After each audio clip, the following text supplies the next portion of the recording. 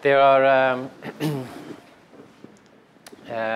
tens to hundreds of millions of people that are suffering from diseases that cannot be cured with today's pill or surgery-based medicine. Only cardiovascular diseases cause 10 million deaths a year. The amount of people that suffer from cardiovascular diseases varies a bit depending on what you calculate in that figures. Diabetes causes life changes to over 70 million people annually. These people can be normally cured, but many of them actually do have some side effects in their kidney function and eyesight. Parkinson's disease and Alzheimer's disease they can be slowed down with medicine, but eventually the disease will catch up to you, and then there's really nothing you can do. And spinal cord injuries are injuries that often affect young people and drastically change their lifestyle. And the big hope for all of these patients and some other patients is actually regenerative medicine. And regenerative medicine is basically that you take embryonic stem cells or other stem cells, you expand them a lot, you differentiate them to the cell type of your choice, and you inject them back into the human being and hope that these cells actually will take up the function in that organ and of that damaged organ. However, there are a lot of problems within the stem cell and regenerative medicine field. Stem cells, particularly the embryonic stem cells, are very difficult to grow. They don't grow on these plastic dishes or bioreactors that easily. And nowadays they're cultured on a certain kind of a matrix. And the matrix that has been out there previously has been of very varying quality. Basically, when you do your experiments one day, and then you get certain results, the next day you do it exactly the same way and you get something totally different. And this is something that every scientist in this field accepts and knows. So basically you have to repeat your experiments quite a few times before you actually believe in them yourself. The tricky part comes when you actually try to convince the regulatory authorities that your science is solid and you want to test this in human beings because you want to cure patients. And there's actually only one clinical trial started with the embryonic stem cell treatment, and that was by Geron that I already mentioned, the 22,000-page document that they sent in. And so it has been really, really difficult. And this has been one of the bottlenecks in the regenerative medicine, the lack of tools. And BioLamina has solved basically this problem. We produce recombinant proteins that are called laminins, and these are very easy to use. You coat your petri dish with them, and then you put on your cells, and you get reliable data. It doesn't vary from batch to batch, or yes, it varies a bit, but not significantly. They are biorelevant and safe. They come from that part of the body that you want to. Cells, the cells that you culture, you use that laminin because laminins are expressed differently in different parts of the body. And then, as we already mentioned before, these are recombinant proteins, and the monoclonal antibody treatment has, there's a lot of monoclonal antibodies on the market, and so if you can get these things through the regulatory authority system and accepted as treatment, you can get these as well. But and actually, our products are not. I mean, we manufacture tools, so this is not the end product that will go into the human being, but it's classified as an excipient because it's in contact with the product that will go into the human being.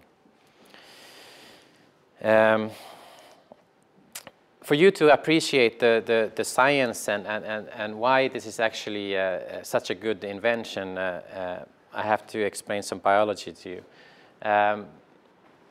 Yeah, you can't see, but basically a complex organism like the human being consists of different tissues and like the heart and the skin and brain and so on. And between all these organs, there's actually an extracellular matrix that keeps the body together and actually gives us the form that we have. Otherwise, we would be, yeah, I don't know what we would be. So there's basically an extracellular matrix like around the blood vessels,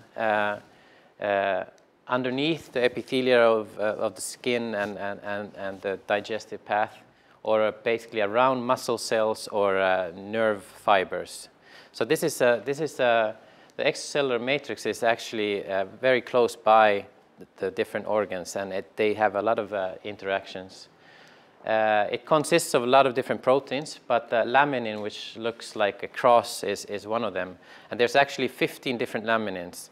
But the laminins are the only ones in the extracellular matrix that are actually tissue-specific. So all the rest are everywhere. All these proteins have a very special role in cell differentiation, adhesion, and there's a constant interaction of proteins going from the extracellular matrix to the cells. Because this is kind of a network and it's kind of a backbone, it's impossible to purify any of these proteins from the extracellular matrix in a functional form. So basically, our innovation, what we have come up with, is that we know how to manufacture these laminins, and we have also shown that a certain laminin or actually certain laminins work for different cell types. So previously, what has been done is that you use one kind of a matrix to culture all different kinds of cell types, and that has not been very successful. But we believe that you should use these specific laminins to culture different kinds of cells. So if you want to culture DRG neurons, use laminin 501, and then podocytes, laminin 521, and so on. So these proteins provide you a natural environment on a Petri dish, and that's why they work.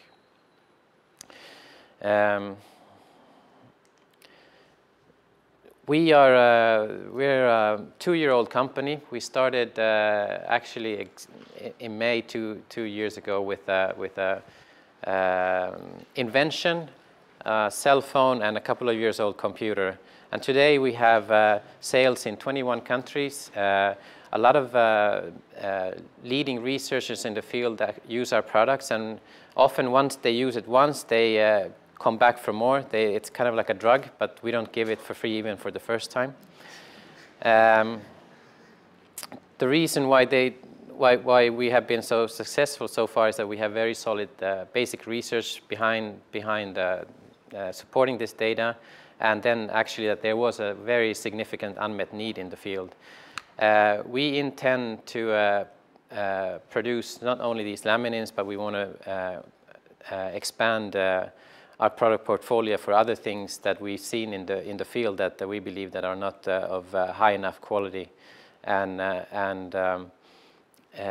in 3 to 5 years, we hope to have a significant market share in this high quality cell culture field. And so we are a reagent company. Our main goal is to provide the best tools for these stem cell biologists so that they can create cell therapy all around the world. Thank you.